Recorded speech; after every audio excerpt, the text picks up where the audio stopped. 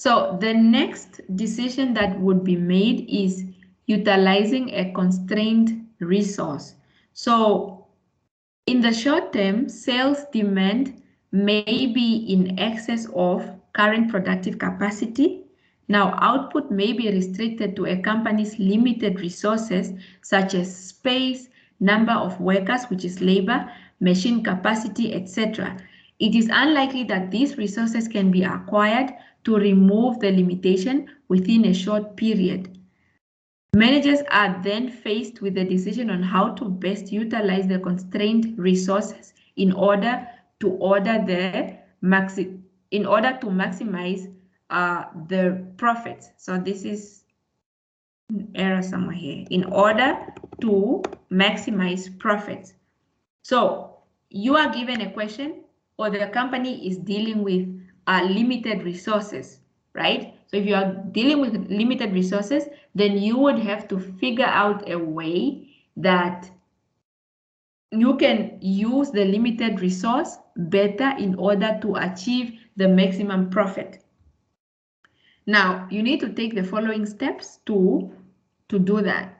So the first step is to calculate the contribution per quantity needed of the limiting factor for each product, and then rank the products in order of profitability based on this calculation. So if, say, machine X was the limited resource, then you would have, and that machine is used to produce products A, B, and C, right? So then you would have to calculate the contribution per the number of hours needed for, if it's for A, then you take contribution for A divided by the number of hours needed to produce 1 unit of A. Contribution per unit of A divided by the number of units per 1 unit.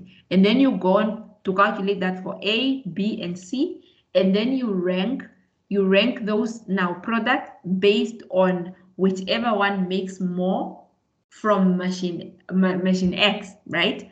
Now, if after you've done that,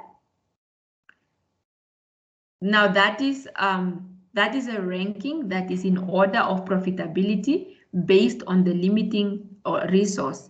Usually fixed costs are not affected by this particular decision, so management can focus on maximizing total contribution margin. So whenever you are trying to make this decision, usually it doesn't affect your fixed cost because you are already incurring whatever cost you are incurring. You are just trying to make more money from the resources that you have. So say you have machine X that is producing both all A, B, and C. However, for you to produce your maximum capacity, you need 10,000 hours, but you can only use 8,000 hours of machine X.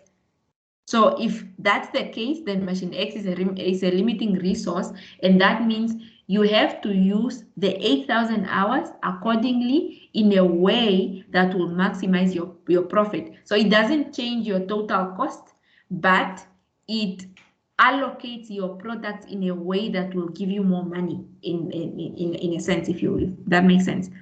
Okay, so we have an example here. Ensign Company produces 2 products and selected data is shown below. So we have product 1 and 2, and product 1 is sold at $60 per unit. Product 2 is sold at $50 per unit. Now, variable cost per unit is 36 and 35, and that gives contribution margin per unit 24 for product 1 and 15 for product 2.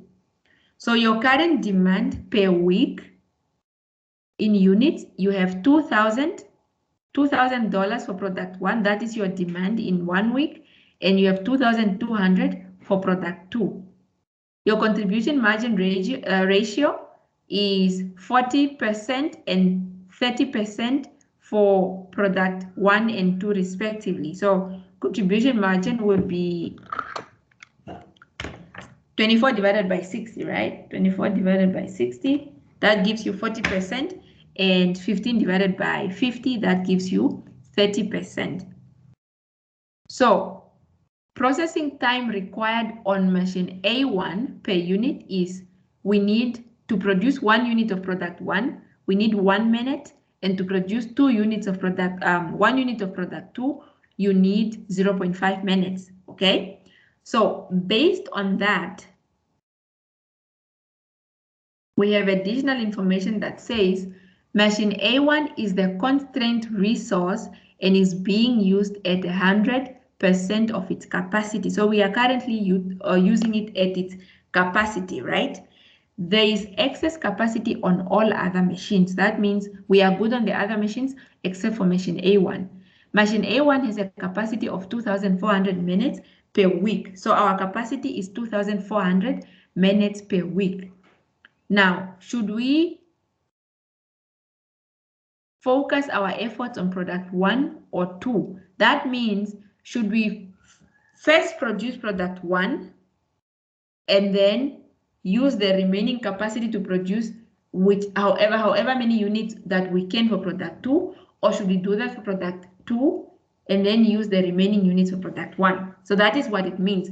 Which product should we prioritize on making more of, right? So if we say, just to go back to put things in perspective. So if you take 1 minute multiplied by 2,000 units. So because we need one minute per unit of product 1, right?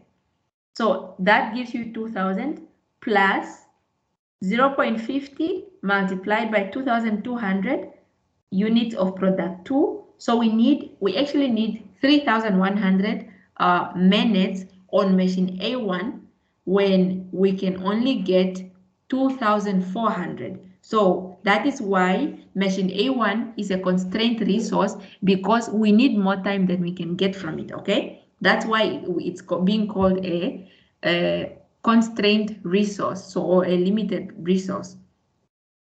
So now based on that, you first have to calculate your contribution per usage. So for product 1, contribution is $24 per unit. You divide that $24 divided by 1 minute.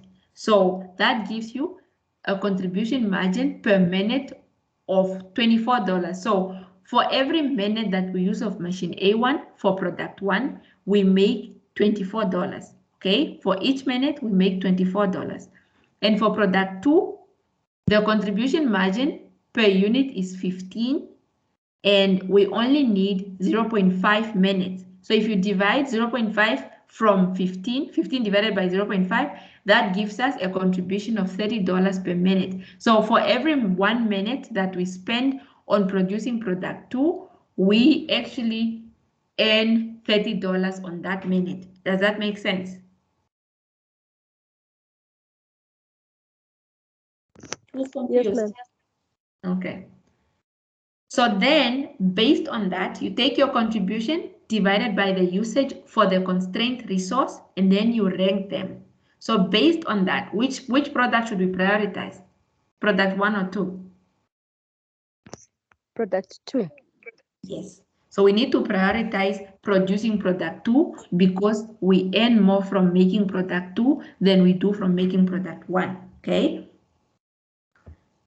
So then that means our weekly demand, we have to first produce 2.2 units of product 2. So you take 2.2 units multiplied by 0.5. That is how much it costs you, or how much you need on machine A1 per one product of product 2. How many units you need on machine A1 to produce one product of product 2. So you take 2.2 units, 2,200 units. That is a total demand for 1 week for product 2, multiplied by 0.50. That is your minute per unit. And that gives you your total time needed to produce, total time needed on machine A1 of 1,100. Okay. So after that, you have to calculate how much you have that remains, because the idea of constrained resources is to finish making whichever product gives you more money, and then what remains, you use that, however much remains, use it to produce the second product that gives you less money. So because it still gives you money, it's just not as more as the one that you ranked first, right? So then you have to take 2.4, that is how many minutes you have for machine A1. So machine A1 only has a total of 2,400 minutes per week. So you take 2,400 minus the 1.1 that you need to produce product 2, because those ones have to be reserved for product 2 because product 2 makes you more money. So you have to produce all of it first. Okay? And that gives you 1,300 minutes that are remaining to produce product 1. Okay? So how many units of product 1 are you going to produce? You need 1 minute per product. So if you divide that by 1, that gives you 1,300 units of product 1. So based on that, then your answer would be produce product 2 in full, 2,200 units in full of product 2, and then produce 1,300 units of product 1. So then your income statement would look something like this, okay?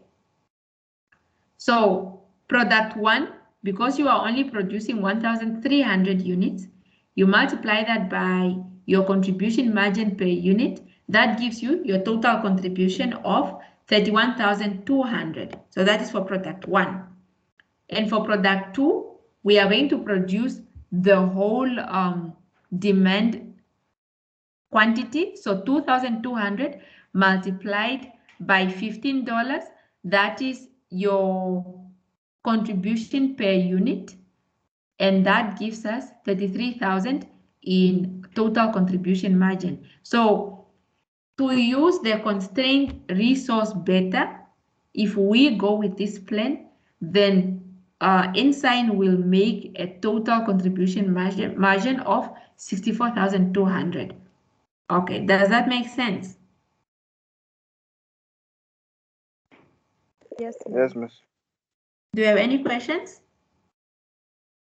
Confusions, anything? Miss, what do we do about the lost contribution, I think? Because product 1, some units were not. The loss contribution is we only consider it if,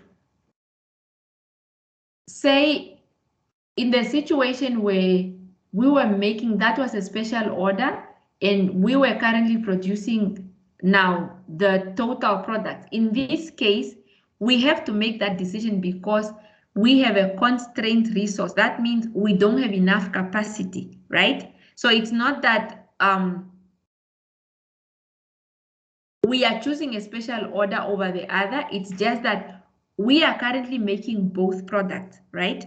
Now the choice is just to say, which one do we make more of? Which one do we make less of? So we don't do anything to the loss contribution because we just made a decision on which product will make us more money if we make all of it, then compared to the other product. Does that make sense? Okay. Yeah, because in this case, we don't have a choice. We are already producing both products. However, we have a limited resource. In the other case, we are producing this specific product and we are considering producing another one that will cause us to reduce the other production, our normal production. So that's a special order. I don't know if that makes sense. It's okay, miss. Okay. So whenever you are dealing with or managing constraints are anything that limits the system. So it's a limit to the system, then that is a constraint. It's anything that is limiting you to produce at your planned capacity, okay? So it's limiting the system from achieving higher performance. An example here is on the highway, when there's an accident, it blocks traffic, right? So that is a constraint because now you cannot drive at 80 kilometers per hour. So it's a constraint because now there is that block. Now we are all driving at 40 kilometers per hour because there's an accident. So there is a constraint. Now, constraints can occur in any process, whether in manufacturing or service industries. Now, when you are managing them, you have to produce only what you can sell, okay? At the bottleneck itself, improve the process. At the bottleneck, that means in the process or in the resource that is limited, you have to improve the process. Now, for example, in that machine A1, you would need to make sure that it's serviced so that it's running at its maximum output every day, so that you don't have any, it's not jammed when it's already, it's already not produced. The capacity of it is already less than what we need, and it becomes jammed. So you have to make sure that it's operating at its optimum capacity. So we have to improve the process. You can also add overtime or another shift if you can, hire new workers or acquire more machines, subcontract production, eliminate waste, streamline production process. Now, all these are, you have to let the question guide you. That is because if you are given a limiting resource question, do not recommend to say buy a new machine if there is not that option is not presented to you. Okay, so if we are only given machine A1, this is the number of minutes that it has every week, then you just use the information that you are given. Do not give the recommendation of buy a new machine, because then you will not be answering the question. Okay, it's a correct answer, but it's a correct answer to the wrong question, so you will not get it right. Does that make sense?